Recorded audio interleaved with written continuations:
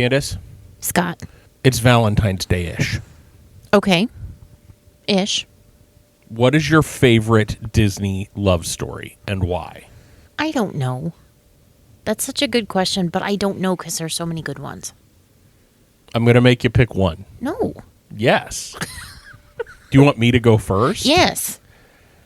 My favorite Disney love story is probably also one of the shortest Disney love stories. Okay. It is Carl and Ellie from Up. Fair point. And I kind of knew you were going to say that. That story from them being little kids to having a co-equal marriage where they kind of grow up and their adventure ends up being each other when they both had aspirations of being world travelers and figuring out that, they were each other's adventures. It just took one of them a little bit longer than the other to figure that out. But I think that love story, that first 15 minutes of that movie, as crushing as it is one of the best love stories that Disney has ever told. Fair. My favorite. Mickey and Minnie. Okay, why? Because it is eternal. Like, it's going to be forever. Yes. Mickey needs to pop the question, though. I'm saying. And is it weird that they share a last name already? Let...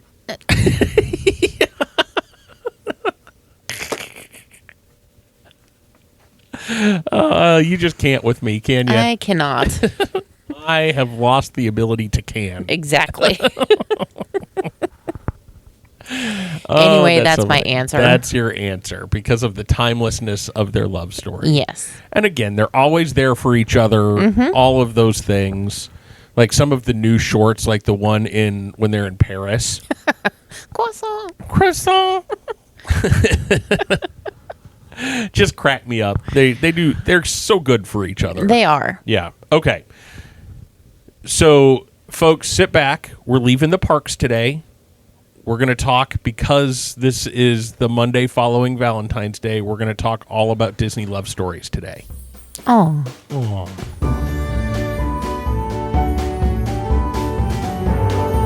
Hey, welcome to Hanging at the Hangar Bar. I'm Scott. And I'm Candace. We're here to chat all things Disney as child-free Disney adults. Stories, snacks, and a little magic along the way. Grab a drink and get comfy and come hang out with us.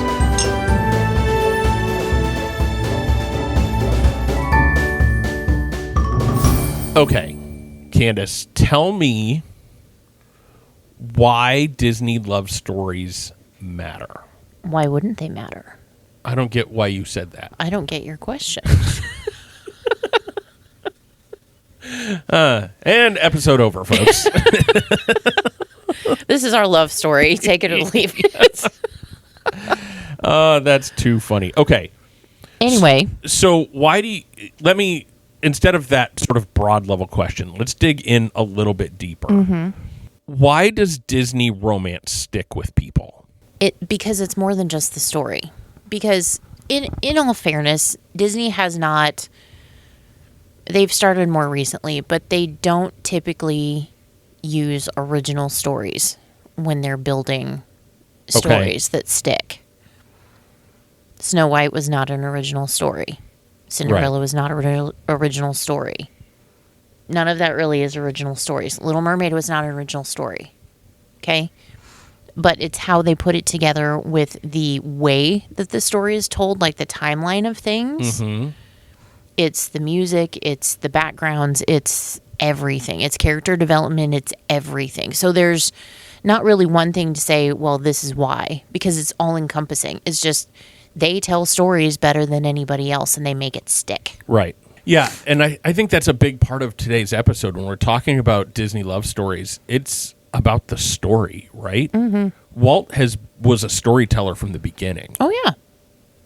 I mean, when he was trying to sell Snow White and the Seven Dwarfs to his animators, he took him out for a steak dinner. Then he brought him back to the studios and told them the entire story and acted it out. And he was doing all of the voices, all of the actions that he wanted to see. He did that. So that was all in his head. Right.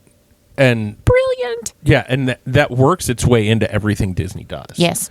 And we've said it 100 times if we've said it once.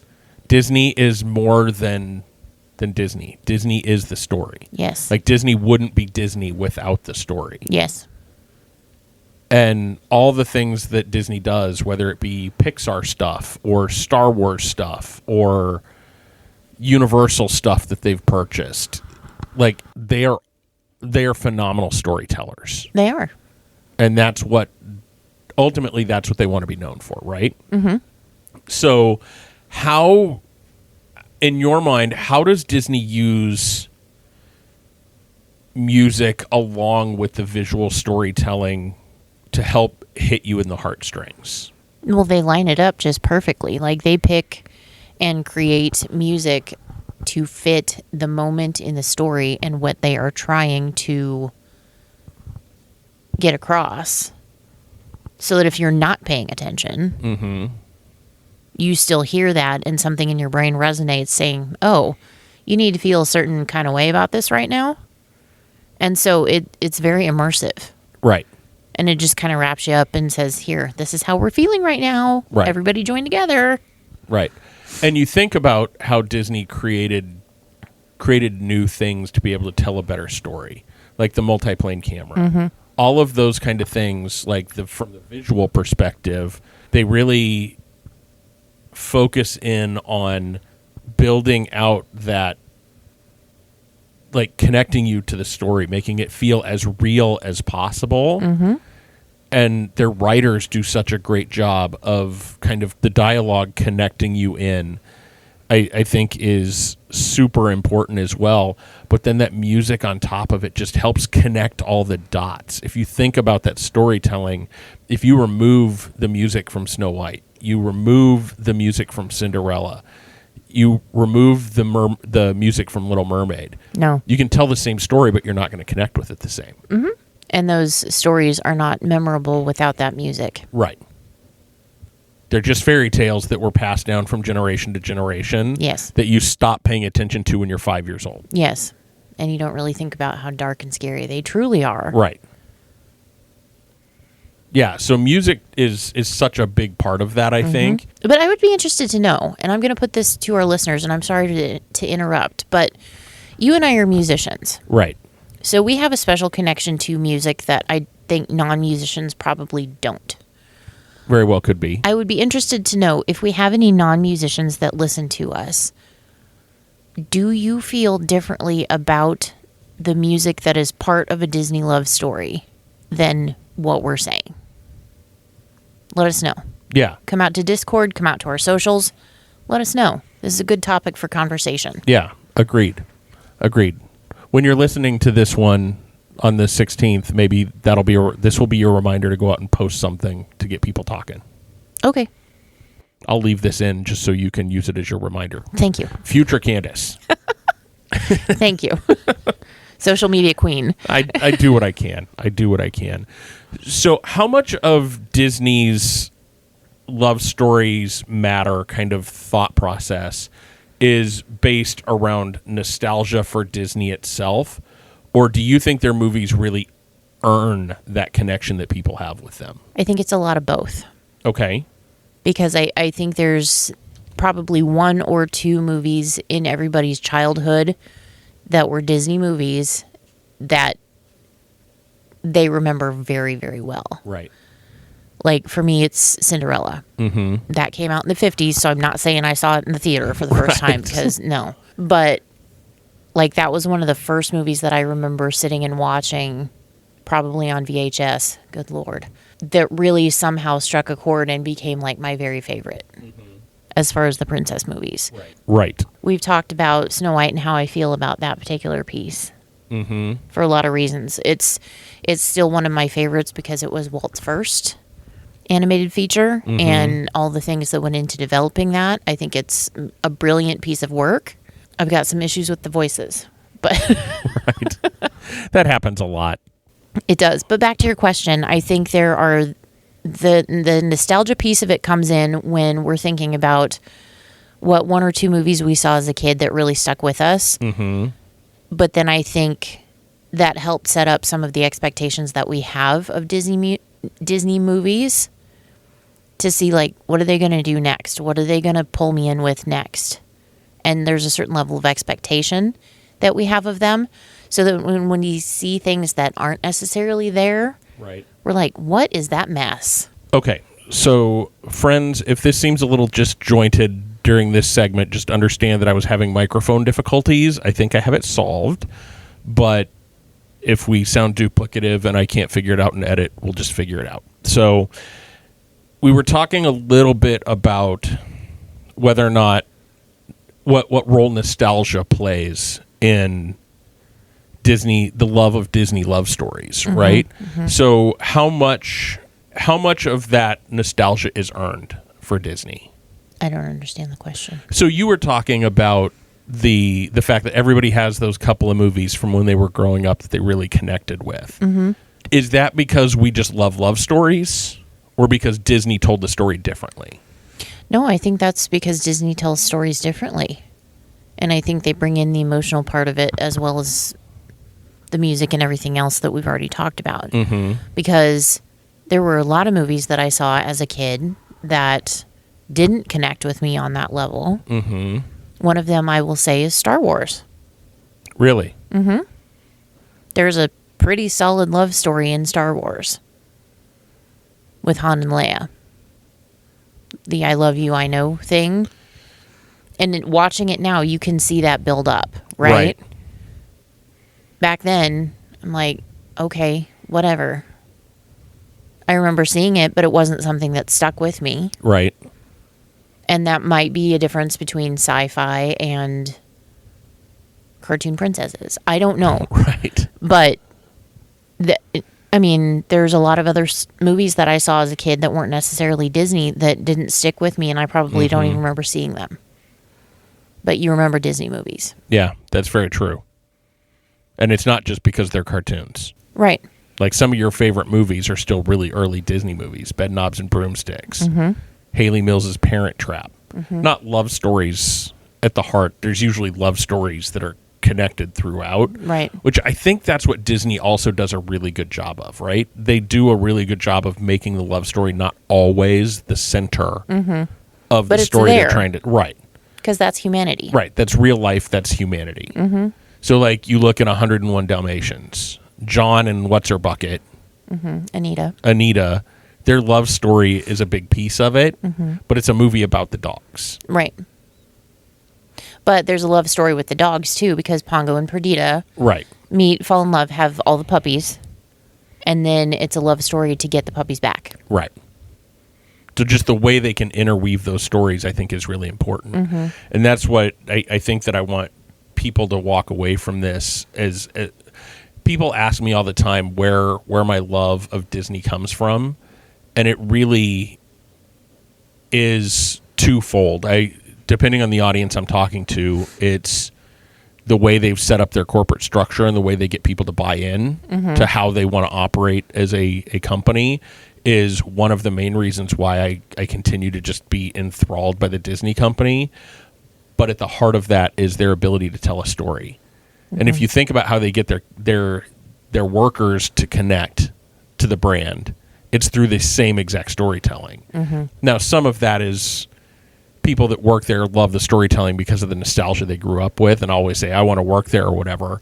But they still have to have people not get disillusioned by making $20 an hour getting screamed at in the parks. Or being, proud to work at Disney, being screamed at in the parks making $20 an hour. That Disney is good at that storytelling, and that's a craft you have to learn. I talk to people about that a lot. Storytelling is so important. You have to connect people to the why.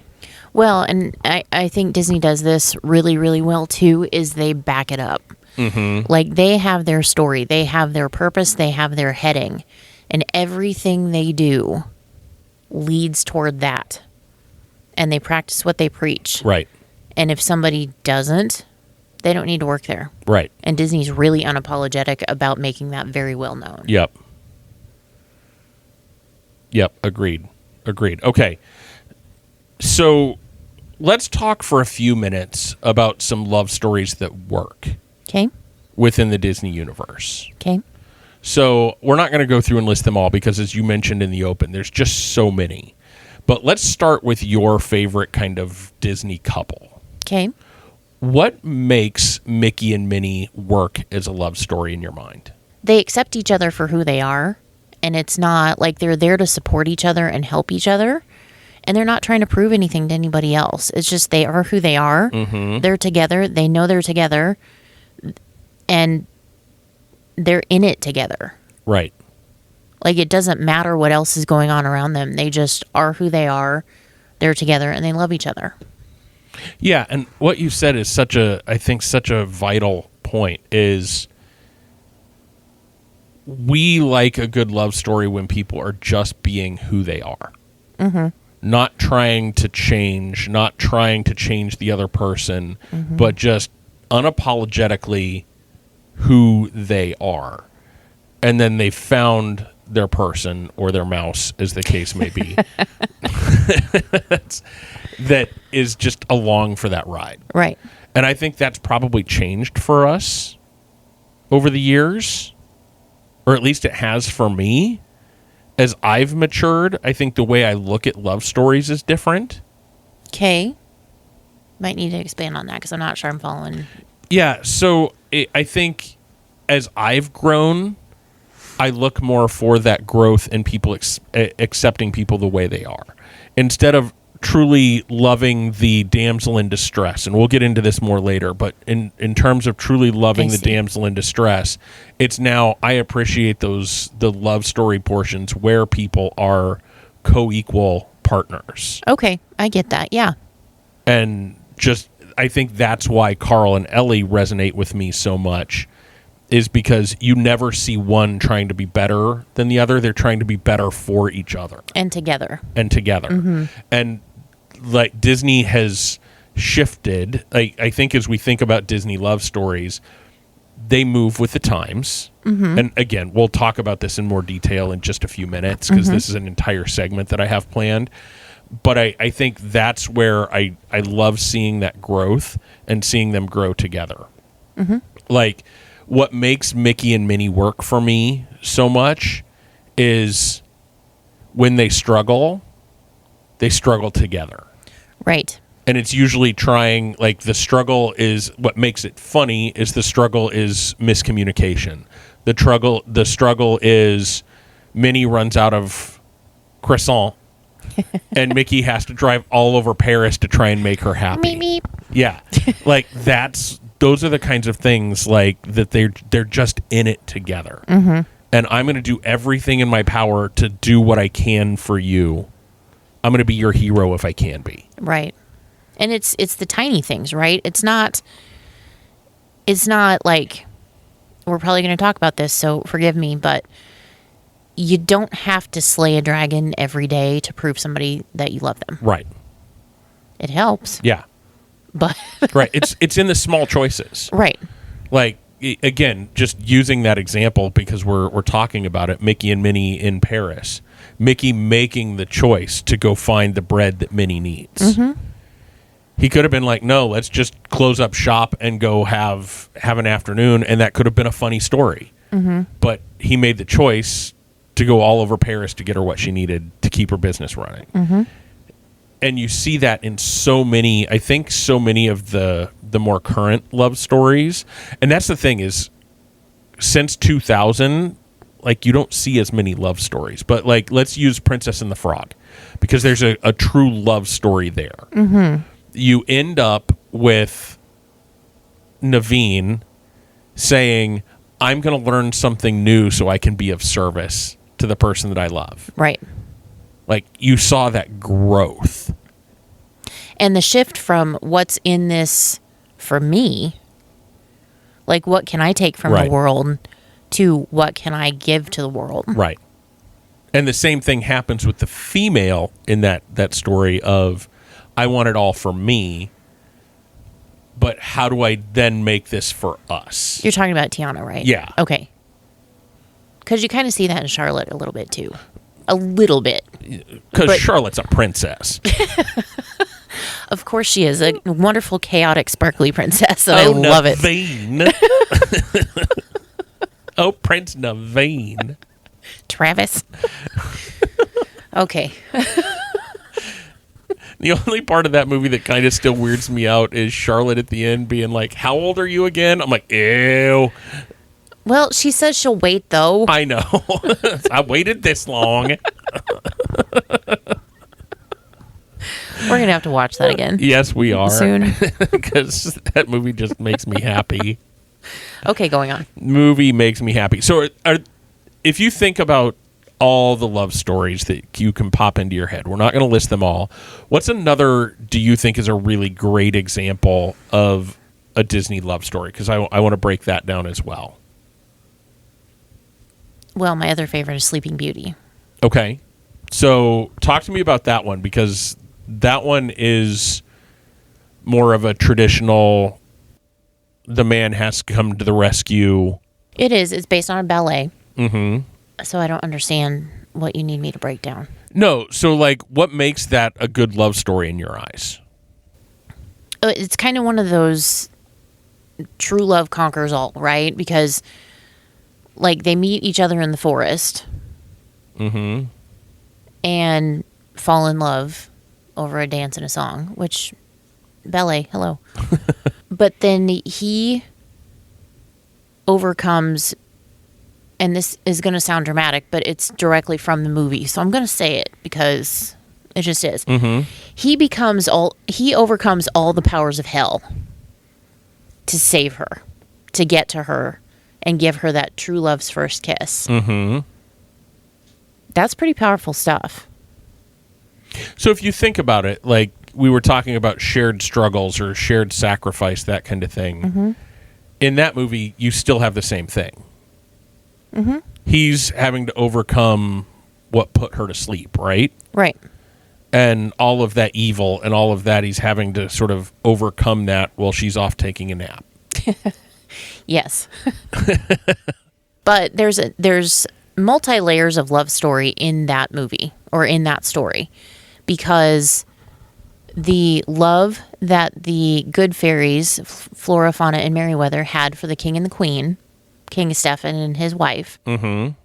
the love they had for them and for baby Aurora made them change Maleficent's death spell to just the endless sleep.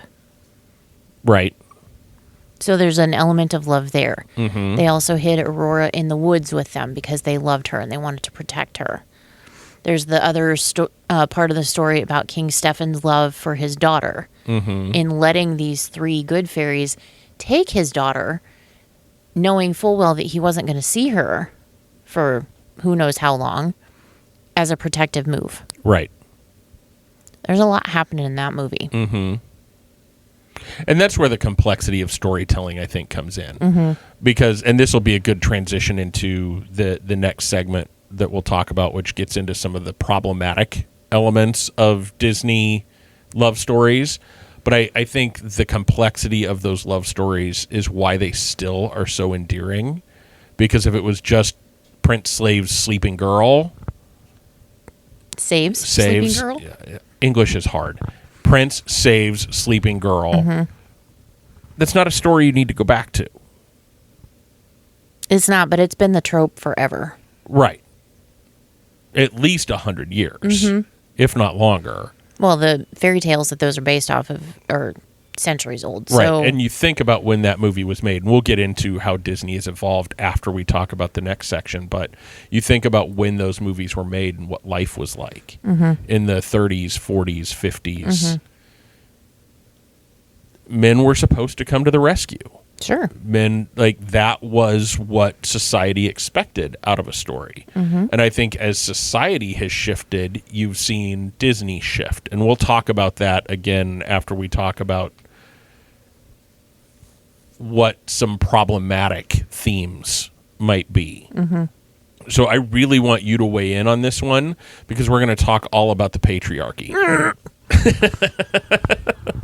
And we're going to lean into a little bit of discomfort from the 30s, 40s, and 50s. Of course we are. So,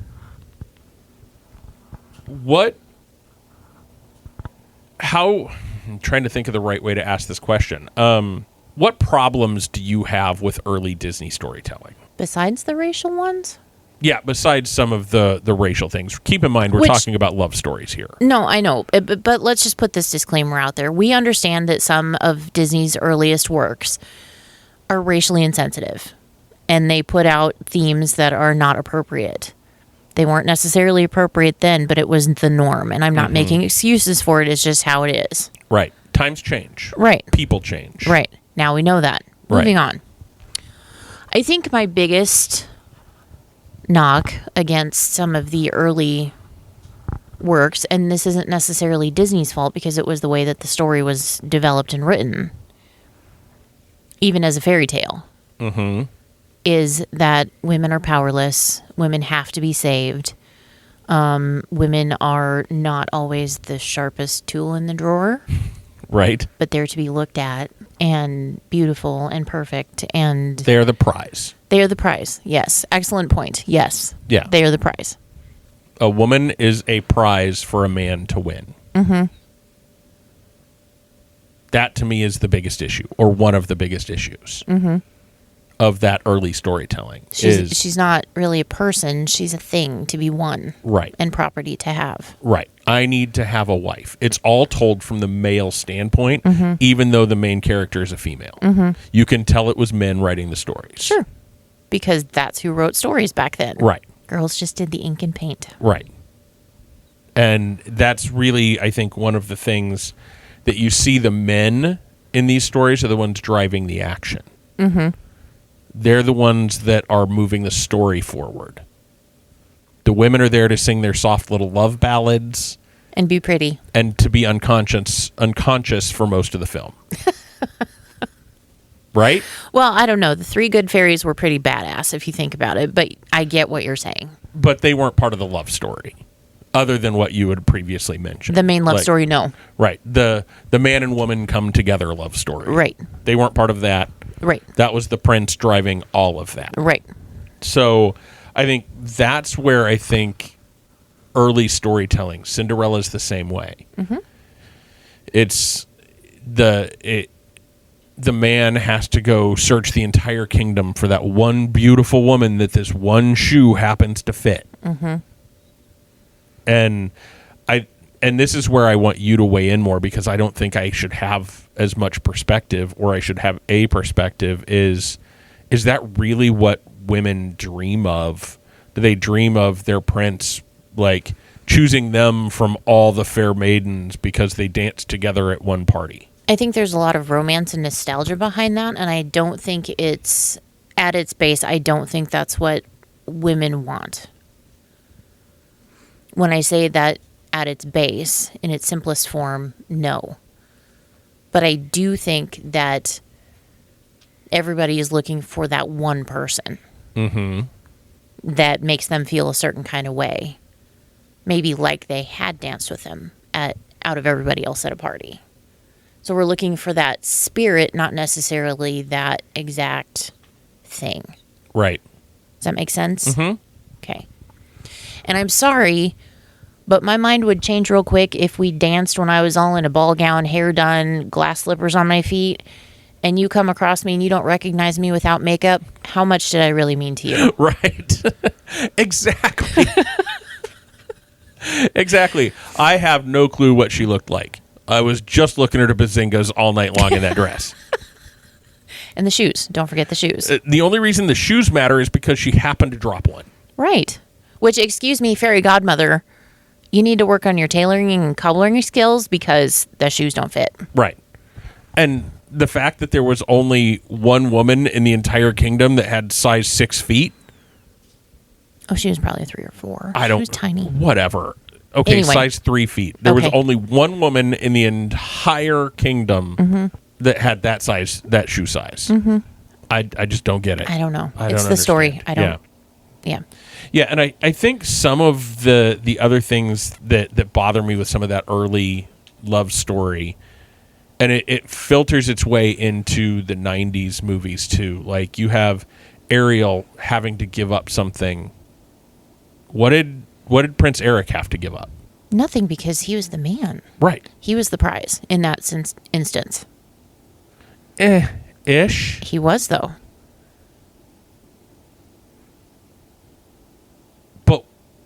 Okay, so tell me why he became the prize.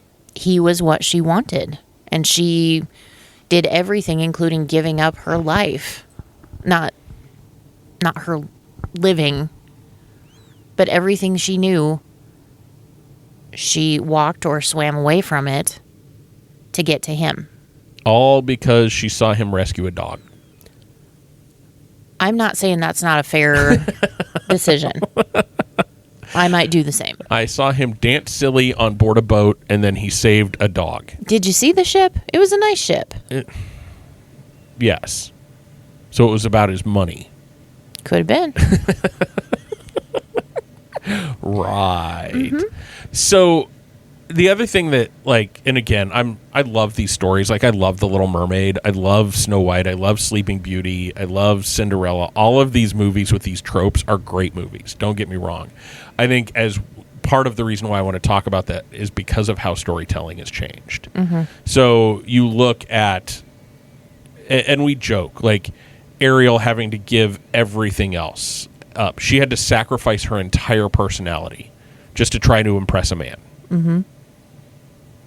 And they even joke about it in the movie. She's like, well, how am I supposed to get him to fall in love with me if I can't talk to him? And what Ursula said back to her, I think, screams volumes, because she said, you'll have your looks, your pretty face, and your body language. Yep. Everything that a woman is supposed to have. Yep. You still have, sweetheart. You can get what you want. Yep. Yeah. Candace just gave the frustrated grr kind of reaction that none of you can see because this isn't a video podcast. But I think that's one of the things that becomes really frustrating about some of those stories. You look at Snow White and Aurora, very little agency. They don't have their own lives. No. And all of them clear up through Ariel is their love story is based off of one interaction. And that's where I wonder, like, and I know they're fairy tales and we're probably taking this far too seriously, but I think that's what kind of drives people nuts about some of those stories is, oh, he batted his baby blues at me, I'm in love. He's a strong, handsome prince, I'm in love. And that's not what real love is. No, not at all. But they portray it that way, right? Mm-hmm. So I think this is a good place to kind of segue into the next section by saying we know full well that a lot of that was done because of when the stories were written, when the stories were made, and who was making them, right? Mm-hmm. We don't want to take anything away from them as storytellers. It's all goodness. They were writing the stories that they knew would sell, Mm-hmm. and that they knew would help them make their next story that they wanted to tell. Mm-hmm. So there's all big pieces of that. But you see a flip. And that flip kind of, in my mind, starts with Beauty and the Beast. Mm-hmm. Where it's not all about... They actually flip the script a little bit. The one who would normally be the one that gets... that they fall in love with because they had one little interaction is the bad guy in the story. Yep. And he was that. Right. He's in the first, I'm going to make Belle my wife. She's the most beautiful woman in town. So I have to have her. There's that prize thing coming in again. Right. 100%. Yes. But they flip it and make him the villain for thinking that way. Mm-hmm. And that's when I think culturally the world was changing, Mm-hmm. had changed. Because that movie came out in the early 90s, right? Yes. So we had been through the 60s, 70s, and 80s where women were taking on more autonomy. They were taking on more power over their own lives. Mm-hmm. They could vote. They could Have a credit card. They could have a credit card. They could apply for loans. They could do all these things that previously they couldn't do Mm-hmm. without a husband's control. And let me be very clear. There's still a long way to go. Absolutely. There's still things like, as Candace's husband, that even if it's hers completely, she has to have my approval for because we're married. Whether that's right or wrong, that's where we are. And we're moving. Progress is slow. Sometimes progress takes a step back, but we'll leave politics out of this. But we're moving, and you see storytelling change too, right? That's where I was kind of going with this. So where else outside of like Beauty and the Beast have you seen that storytelling change? Where has Disney's love story or just storytelling as a whole evolved? I think I can think of a couple of examples right off the top of my head. Frozen. And that actually has both. It does. It has the I'm going to fall in love with you because you're the first man I've ever seen. But that happens early. Right. And he ends up being the bad guy too. Right. Spoiler alert. Sorry, I should have said that before we started talking about it. But then you get to the empowerment, like, I don't need anybody to do anything. Right. And also Moana. Yeah, Moana's a big one. Princess and the Frog, I think, is another one where it's becomes co-equal. And in that story, like we were talking about Charlotte being kind of the chaotic princess, and that's 100% true because she is sort of glommed onto that. I have to have a man. I have to have a prince. I have to have, like, that's the prize that I want. But she just looks foolish and silly and stupid. And then you see very empowered Tiana going after what she wants, Right. and that's not necessarily a love interest. It's more of a career, Right. if you want to call it that. Love story is secondary. Right. Yes. She happens to fall in love by going through something with someone. Right. And discovering that that's her person. Right. Yes. Instead of it being I'm seeking out love, and this is all a story about how people are getting married. Yes.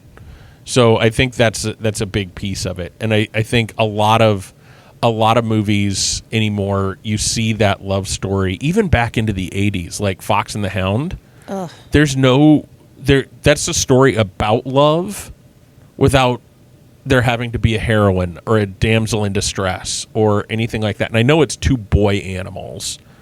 Well, but there is a little female fox that comes into it for a very short amount of time, and but no.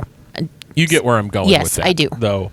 And I think when you start putting the women's goals into the stories, or the love stories become secondary or just absent. You look at some of some of our favorite Pixar is really good about this. Like you look at Toy Story. That's great storytelling with the only love story being like tertiary. With Buzz and Bo Peep. And you know what? I think I just figured out what I don't like about Toy Story 4. It tries to bring that love story to front and center. They're toys, for crying out loud. It's funny when they walk out of a box and Buzz is covered in lip prints. That's hilarious. But trying to make that the center of the story just it's a tired trope. They're going too far away Right. from the original thought. Right. And I think there's a lot of power in how Disney is telling stories right now. And I even go back to Brave is another. I just watched that So for the good. first time the other night. Candace keeps telling me I watched it with her one time, but I watched it and I swear to God it was the first time I watched it. So like even that is, it starts out in that we're gonna force you to get married. But it ended up being a story about common understanding, finding understanding and change. And how am I changed as I move forward, and how are you changing because I exist? And that kind of storytelling and like love is fantastic to me. Those are the kinds of stories I really resonate with. Of seeing how people change. And some of that could be just as I get older and I'm seeing more of that, and I know more, I'm more solidified in what I think of love and relationship and that kind of thing, that it connects on a deeper level. Are there any love stories, and we're going to wrap this up here in just a minute. Are there any love stories that you can think of that you think of differently now as an adult than you did as a kid? I guess I will say that, and it's not necessarily because I had these thoughts, but because they've been mentioned like on social media and whatnot. But I think the whole, and everything can be taken to extreme. So let's keep that in mind as we say this. But I think looking at stories like Snow White, Sleeping Beauty, something like that, I think there's a lot of consideration that needs to be paid for the consensual aspect of a relationship. Mm-hmm. And I'm not saying that attractions and that kind of thing need to be updated so that she can wake up and say, well, yes, you can kiss me, and then I'll wake up. Because that's stupid. But, I mean, it's one of those things where it's like, I think that's a valid point. Mm-hmm. Yeah, I agree with that. And I almost throw that in the camp of those early stories are just so shallow. Mm-hmm. Doesn't mean they're bad stories. No. Like, and yes, you need to have some of that consent and that kind of thing. Consent is sexy, people. Just remember that. But I think it's so shallow that I don't resonate with them as deeply because of the shallowness of the relationships. Mm-hmm, because they mostly are all focused, or maybe not even mostly, maybe entirely focused on appearance and first impression, and not really getting to know somebody before you have them ride off in a carriage with you, or on the back of a horse or something. Right. Yeah, I think what I look for now more in those conversations and in those movies is the depth of the feeling. Mm-hmm. Like, and you can go to a movie like Coco. Mm-hmm. Like, if you talk about a love story, like Hector and Mama Imelda, like their love story, but even like between Hector and Miguel, like when they don't, like you see them grow together and they get tighter, and they have those moments like with the old guy when they're getting the guitar, and like you see Miguel start to like deepen, like you just did that for him. You just gave him kind of that last wish. You gave, like, in that moment, you were there with him. Those kind of, which is why when we go watch the stupid Epcot fireworks, that the middle of that show just tears me up. Yes. Because that's about the depth of the emotions and the depth of the relationships. And that's really what drives my connection to those stories now. You know what I mean? Mm-hmm. Mm-hmm. So what else? What else do you want to talk about with Disney love stories, Candace? Candace is feeling emotional all of a sudden. You're connecting to the story. Okay, so I think as we wrap this one up, folks, let us know, what is special about Disney love stories to you? What's your favorite Disney love story? It's Valentine's Day-ish, because we're not going to release on a Saturday. We're releasing on a Monday. Valentine's Day, yes. Mm-hmm. So make sure, if you didn't give somebody you love a great big hug on Valentine's Day, go out and do it today.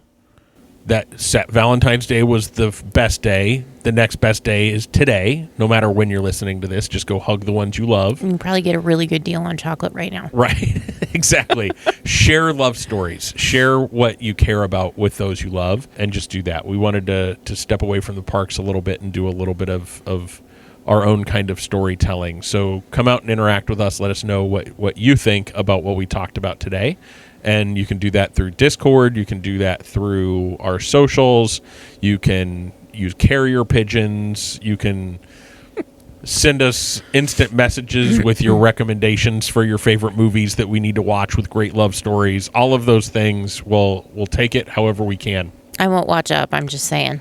Well, you'll watch Up as long as I tell you when that first 15 minutes is over. Because you love Kevin. I do love Kevin. And there's a love story in itself. It is. Yes. It is. But yeah, you will watch Up. You just won't watch the first 15 minutes of it. True story. So I always either have to fast forward through the first 15 minutes or tell you when it's time to come down and watch the movie. So yeah, everybody enjoy the rest of your day. We appreciate you listening. We appreciate you having us with us, and we love you. Thank you. You are part of our love story. And and just remember, there is always a great, big, beautiful tomorrow. And we'll see you real soon.